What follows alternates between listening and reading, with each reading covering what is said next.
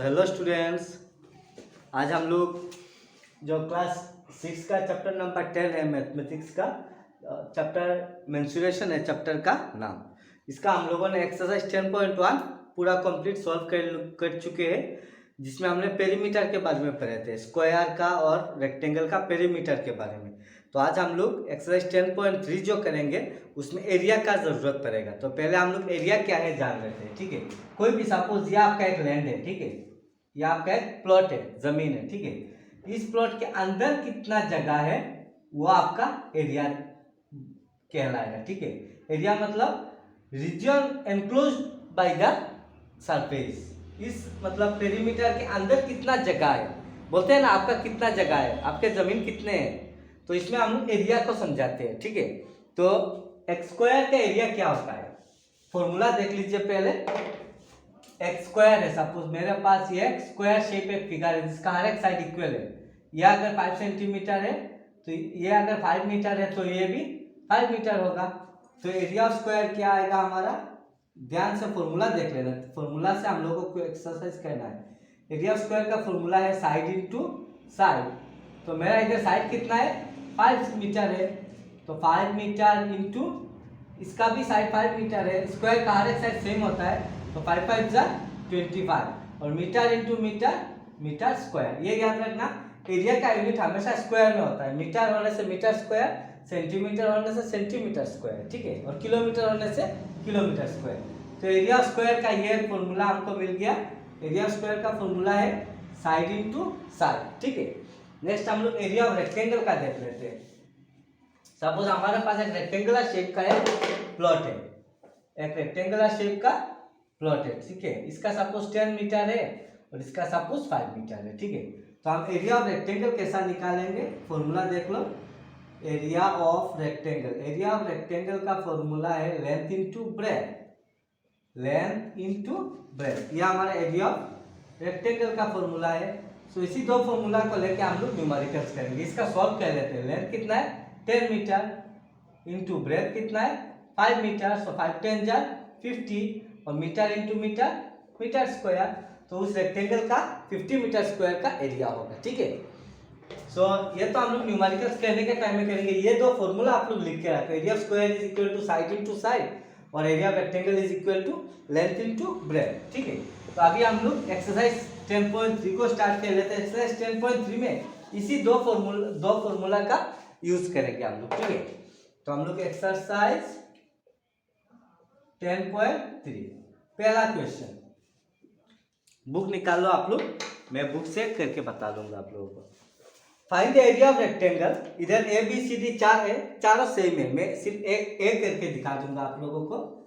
Area of rectangle निकालना है जिसका 3 सेंटीमीटर एंड 4 सेंटीमीटर दिया हुआ है। मतलब पहला वाला आपका लेंथ होगा, दूसरा वाला आपका ब्रेथ होगा। दैट मीन लेंथ 3 सेंटीमीटर और ब्रेथ 4 सेंटीमीटर।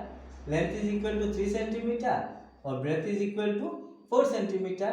हमें एरिया ऑफ रेक्टेंगल निकालना है। देयरफॉर एरिया ऑफ रेक्टेंगल का फॉर्मूला क्या है, अभी दिखाया हमने। Area of rectangle is equal to length into breadth. Length कितना है 3 सेंटीमीटर और ब्रेथ कितना है 4 सेंटीमीटर। तो कितना आएगा 4 3 जा 12 centimetre into centimetre centimetre square आएगा, ठीक है। नेक्स्ट 2 का ए देख लो, इधर ही करके दिखा देता हूँ, टाइम आपका बच जाएगा। 2 का भी ऐसा 3 है, मैं एक करके दिखा रहा हूँ। एरिया ऑफ स्क्वायर निकालो जिसका साइड 10 सेंटीमीटर दिया हुआ है। तो side is equal to 10 centimetre और एरिया ऑफ स्क्वायर निकालना है। तो हमें पता है एरिया ऑफ स्क्वायर का फॉर्मूला क्या है। एरिया ऑफ स्क्वायर का फॉर्मूला है साइड इंटू साइड। हमने दिखाया था थोड़ी देर पहले फॉर्मूला, जो है वो फॉर्मूला याद करना है। साइड कितना है 10 सेंटीमीटर, स्क्वायर का दोनों साइड सेम होता है 10 सेंटीमीटर 10 सेंटीमीटर। सो 10 10 जा 100 और सेंटीमीटर इंटू सेंटीमीटर मतलब सेंटीमीटर स्क्वायर। या हम area of rectangle length into breath से क्या 12 centimetre square. Area of square को क्या हमने साइड इंटू साइड से, जो कि 100 सेंटीमीटर स्क्वायर निकलता है, ठीक है। यह हमारा क्वेश्चन नंबर 1 और 2 सॉल्व हो गया, ठीक है। नेक्स्ट क्वेश्चन नंबर 3 देख लो।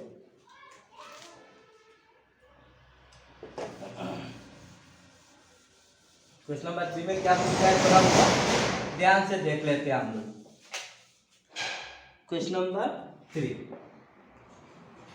क्वेश्चन नंबर 3 में the length and breadth of 3 rectangle, 3 rectangle है, तीनों का लेंथ और ब्रेथ दिया हुआ है, ए बी सी 3 है, ठीक है। बाद में सॉल्व करने के बाद बताना है which one is the largest area and which one is the smallest. तो पहले हम ए बी सी तीनों का कर लेते हैं, ए इधर कर लेंगे, बी इधर कर, थोड़ा जगह बड़ा कर देते हैं, बी इधर कर लेंगे और सी इधर कर लेंगे। तो ए का लेंथ 9 और ब्रेथ, ए का लेंथ 9 मीटर 6 मीटर, 9 मीटर और ब्रेथ 6 मीटर, बी का 17 मीटर 13 मीटर, 17 मीटर और 13 मीटर, सी का 4 and 14, लेंथ 4 मीटर और ब्रेथ 14 मीटर। तीनों का एरिया निकालना है, इसके बाद कंपेयर करना है किसका एरिया ज्यादा है। तो तीनों का अलग अलग से निकाल लेते हैं। Therefore area of rectangle is equal to length into breadth. Length कितना है 9 मीटर, ब्रेथ कितना है 6 मीटर, तो 9 6 जा 54 मीटर स्क्वायर, यह हमारा ए का निकल गया। बी का भी सिमिलरली एरिया ऑफ रेक्टेंगल का फॉर्मूला है लेंथ इनटू ब्रेथ। लेंथ हमारा 17 मीटर है और ब्रेथ हमारा 13 मीटर है। तो कितना होता है देख लो, इधर मैं मल्टीप्लाई करके दिखा देता हूँ।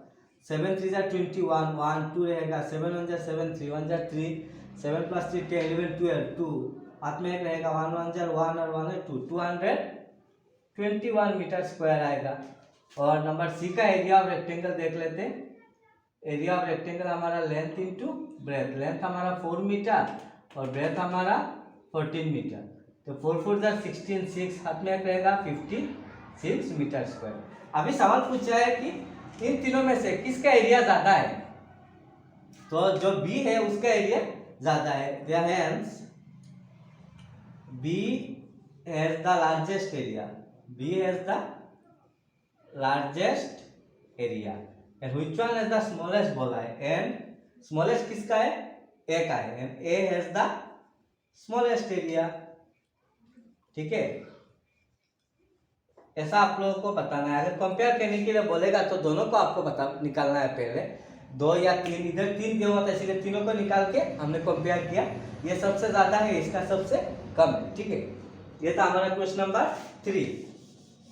नेक्स्ट हम लोग क्वेश्चन नंबर 4 की ओर चले जाते हैं। क्वेश्चन नंबर 4 में क्या पूछा है वो देख लेते हैं। क्वेश्चन नंबर 4 में पूछा है the area of rectangular garden of 50 metre long is 300 metre square, find the width of the rectangle. Width मतलब ब्रेथ, ठीक है। इसमें हमें लेंथ दिया हुआ है 50 मीटर लॉन्ग, लॉन्ग मतलब लेंथ, और एरिया दिया हुआ है 300 मीटर स्क्वायर। कैसा पता चलेगा कि एरिया है, स्क्वायर जहाँ पे होगा मीटर स्क्वायर या स्क्वायर मीटर, मीटर स्क्वायर से पता चल जाएगा कि वो एरिया है ना। एरिया कितना दिया हुआ है, area of rectangle is 300, area of rectangle is equal to 300 दिया हुआ है। तो हमें एरिया ऑफ रेक्टेंगल का फॉर्मूला क्या है, लेंथ इनटू ब्रेथ। लेंथ हमें मालूम है पर ब्रेथ हमें मालूम नहीं है। लेंथ कितना है 50 है, ब्रेथ हमें मालूम नहीं है, उसी ब्रेथ को हमें निकालना है। ब्रेथ मतलब विड्थ है, ठीक है। तो ब्रेथ इज इक्वल टू क्या आएगा 300/50, 0 0 कैंसिल, 5 से 30 को कैंसिल करो, 5 6 जा, दैट मीन्स हमारा बी आएगा 6 मीटर। दैट मीन्स ब्रेथ कितना आएगा या फिर विड्थ कितना आएगा 6 मीटर आएगा, ठीक है। ये था हमारा क्वेश्चन नंबर 4। नेक्स्ट है, देखो हम ज़्यादा टाइम नहीं ले रहे बिकॉज वीडियो ऐसे भी थोड़ा लंबा हो जाता है, इसीलिए सिर्फ मुद्दे में आके समझा के दे रहा हूँ आप लोगों को, ठीक है। Number 5, what is the cost of tiling A rectangular plot. एक रेक्टेंगुलर प्लॉट है आपका, एक रेक्टेंगुलर प्लॉट है आपका जिसका 500 मीटर और 200 मीटर, 500 मीटर लॉन्ग है और 200 मीटर विड्थ है या फिर ब्रेथ बोल सकते हो। So given length is equal to 500 metre और breadth is equal to 200 metre. क्या पूछा है अभी देख लो, कॉस्ट ऑफ टाइलिंग। अच्छा, टाइलिंग करना है, से फॉर एग्जांपल कुछ भी टाइल्स लगाना है या फिर टाइलिंग करना है, उसमें हमें क्या करना है, अंदर में करना पड़ेगा। जो भी करेंगे हम लोग अंदर में करेंगे, ठीक है। तो अंदर करेंगे तो हमें एरिया के बाद पूछा गया, तो हम लोग पहले इसका एरिया निकाल लेते हैं। Area of rectangular plot, area of rectangular plot is, area of rectangle का फॉर्मूला क्या है, लेंथ इनटू ब्रेथ। लेंथ मेरा 500 मीटर है और ब्रेथ मेरा 200 मीटर है। सो कितना आएगा, 5 2 = 10 और 0 कितना है, 1 2 3 4, 1 2 3 4, इतना मीटर स्क्वायर आ जाएगा। 1 लाख मीटर स्क्वायर आ गया। अभी कॉस्ट के बारे में पूछा, देख क्या पूछते हैं, देख लेते हैं। एट द रेट ऑफ ₹8 पर 100 मीटर स्क्वायर, 100 मीटर स्क्वायर के लिए 8 रुपया देंगे। मैं 100 मीटर स्क्वायर काम करने से आपको 8 रुपया दूंगा ना। Cost of 100 metre square is equal to ₹8।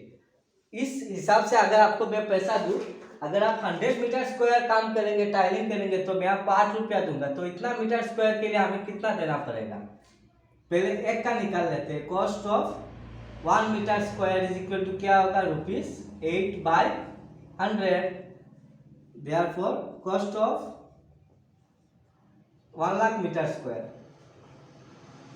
Is equal to ₹8/100 into 1 lakh.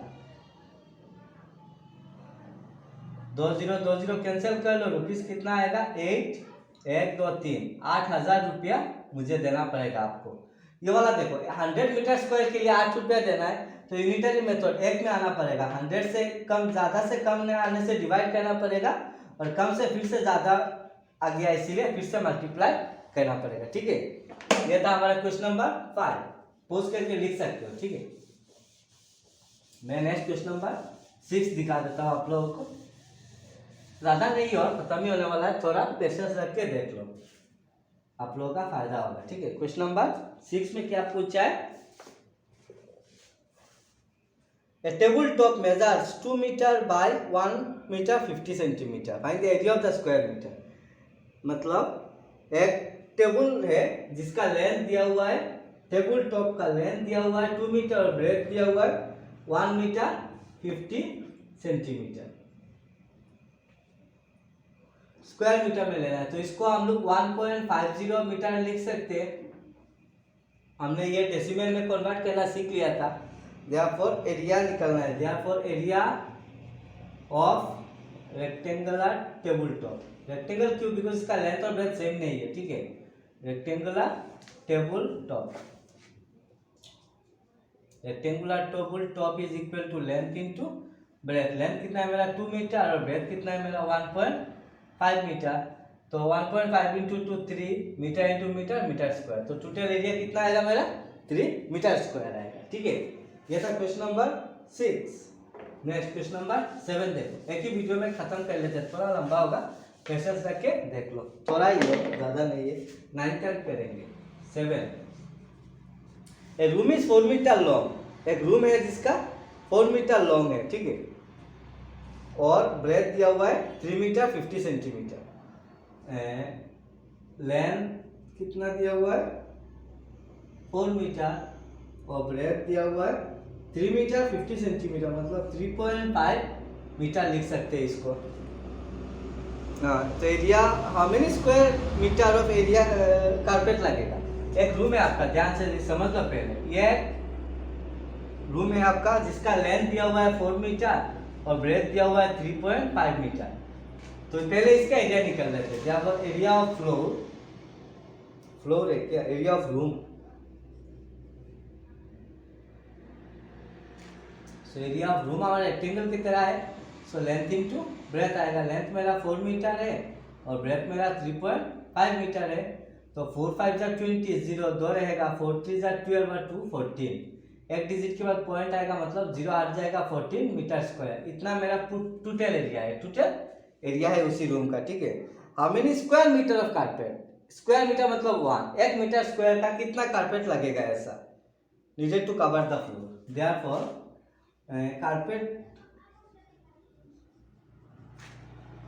carpet needed to cover the floor, area of room में area of floor लिख लेते हैं, इज इक्वल टू टोटल हमारा कितना एरिया है 14 मीटर स्क्वायर। 14 मीटर स्क्वायर का total area है, और कारपेट जो है मीटर स्क्वायर में 1 मीटर स्क्वायर का कारपेट, तो 1 मीटर स्क्वायर का कारपेट, तो रिजल्ट आएगा 14 कारपेट। ऐसा कारपेट 14 कारपेट लगेगा। अगर 1 मीटर स्क्वायर का एक कारपेट है तो 1 मीटर स्क्वायर का इधर, 1 मीटर स्क्वायर का इधर, 1 मीटर स्क्वायर का इधर, ऐसा करके 14 नंबर ऑफ कारपेट्स लगेगा, तब जाके ये रूम पूरा फुल हो जाएगा। ठीक है, ये था हमारा क्वेश्चन नंबर 7। नेक्स्ट हम लोग क्वेश्चन नंबर 8 कर लेते हैं। ठीक है, क्वेश्चन नंबर 8 में क्या पूछा है देख लेते हैं। क्वेश्चन नंबर 8, क्वेश्चन नंबर 8 में a floor is 5 metre long and 4 metre wide. फिर से समझ लेते हैं। एक फ्लोर है जिसका 5 मीटर लॉन्ग है और 4 मीटर वाइड है, ये एक फ्लोर है। ठीक है, एक square carpet of side 3 metre is laid on the floor. एक 3 मीटर साइड का एक 3 मीटर साइड का एक square carpet lead on the floor. तो आपको बताना है कितना फ्लोर कारपेटेड नहीं है, मतलब इस पोर्शन में कारपेट नहीं लगा हुआ है। ठीक है, इसी रूम में ये वाला पूरा फ्लोर है आपका और इधर सिर्फ कारपेट लगा हुआ है, तो इस जगह में कारपेट नहीं है, वही पूछा है। तो रेक्टेंगल का पहले लिख लेते हैं। इन केस ऑफ रेक्टेंगल मतलब फ्लोर मेरा। ठीक है, in case of floor length कितना है 5 और ब्रेथ कितना है 4। लेंथ 5 मीटर और breadth 4 metre. Therefore area of floor निकाल लेते हैं। एरिया ऑफ फ्लोर, फ्लोर कैसा है रेक्टेंगुलर टाइप का होता है, सो लेंथ इनटू ब्रेथ इधर ही कर लेते हैं। 5 मीटर इनटू 4 मीटर, तो कितना आएगा 5 4 20 मीटर स्क्वायर। यह हमारा कितना है फ्लोर का मिल गया मुझे। अभी इसका निकालना है। तो इन केस ऑफ स्क्वायर, ये स्क्वायर का शेप में है। ठीक है, in case of square carpet side कितना दिया हुआ है कारपेट का, ये बीच वाला मेरा कारपेट है 3 मीटर दिया हुआ है। एरिया ऑफ स्क्वायर बा area of carpet, area of carpet ही लिख लेते हैं। एरिया ऑफ कारपेट स्क्वायर या फिर कारपेट लिख सकते हो। ठीक है, एरिया ऑफ कारपेट का फॉर्मूला, स्क्वायर का फॉर्मूला क्या है साइड इनटू साइड। तो साइड कितना है मेरा 3 मीटर और ये साइड भी हमारा 3 मीटर, तो 3 3 9 मीटर स्क्वायर। तो ये मेरा 9 मीटर स्क्वायर का कारपेट लग गया। व्यापक का कितना बाकी है, व्यापक रिमेनिंग पार्ट NING रिमेनिंग कितना है पूरा टोटल मेरा कितना है 20 मीटर स्क्वायर। उस 20 मीटर स्क्वायर से मेरा जिसमें कारपेट लगा हुआ है उसको माइनस कर देना है, तब जो रहेगा उसमें कारपेट नहीं है। तो 20 से 9 चला जाने से 11 मीटर स्क्वायर। इतना जगह में कारपेट नहीं लगाया हुआ है, मतलब यह पार्ट, इस पार्ट में कारपेट नहीं लगाया हुआ है। ठीक है, यह था हमारा क्वेश्चन नंबर 8। और इस एक्सरसाइज का लास्ट क्वेश्चन जो है वो देख लेते हैं। क्वेश्चन नंबर 9 में क्या पूछा है 5 square flower bars each of side 1 metre are dug on a field of land 5 metre and 4 metre long. अच्छा, एक लैंड है हमारा, ध्यान से देख लेना बच्चों। एक लैंड है जिसका लेंथ 5 मीटर है और ब्रेथ 4 मीटर है, और इसमें हमें क्या करना है 1 मीटर स्क्वायर का 5 ऐसा फ्लावर बार्स लगाना है। फ्लावर बार्स ऐसा 5 लगाना है, 1 2 3 4 5 ऐसा 5 फ्लावर बार्स लगाना है हमको। सबका साइड 1 मीटर है, सबका साइड 1 मीटर है, इसका भी 1 मीटर है, इसका भी 1 1 1 सबका 1 है। तो what is the remaining part of the land. तो कितना लैंड अभी बचा हुआ है, मतलब यह पार्ट हमारा अभी भी बचा हुआ है, उसी को निकालना है। ठीक है, इस पार्ट में तो हमने कोई फ्लावर नहीं लगाया, उसी को हमें निकालना है। तो पहले फ्लोर का लैंड का निकाल लेते हैं। Land, so in case of land में लैंड मतलब मेरा पूरा वाला लेंथ 5 और ब्रेथ 4, लेंथ 5 मीटर और ब्रेथ 4 मीटर। तो एरिया ऑफ लैंड कितना आएगा, एरिया ऑफ लैंड मतलब ये हमारा रेक्टेंगुलर शेप है, बिकॉज लेंथ और ब्रेथ अलग अलग है। लेंथ इनटू ब्रेथ, लेंथ मेरा 5 मीटर है और ब्रेथ मेरा 4 मीटर है, तो 5 4 20 मीटर स्क्वायर। ये मेरा टोटल है, टोटल एरिया है। ठीक है, अभी हमें in case of flower bars का निकालना है। In case of flower bars हर एक का साइड 1 मीटर है, तो साइड दिया हुआ है 1 metre. therefore area of 1 bars 1 flower beds का निकाल लेते हैं। एरिया ऑफ 1 फ्लावर बेड मतलब साइड इनटू साइड, साइड मेरा कितना है 1 मीटर इंटू 1 मीटर मतलब 2 मीटर स्क्वायर एक एक का। लेकिन मैंने लगाया कितना 5, therefore area of 5 beds, flower beds, तो क्या आएगा 5 इंटू 2 मीटर स्क्वायर, मतलब 10 मीटर स्क्वायर का मैंने फ्लावर बार्स लगा दिया।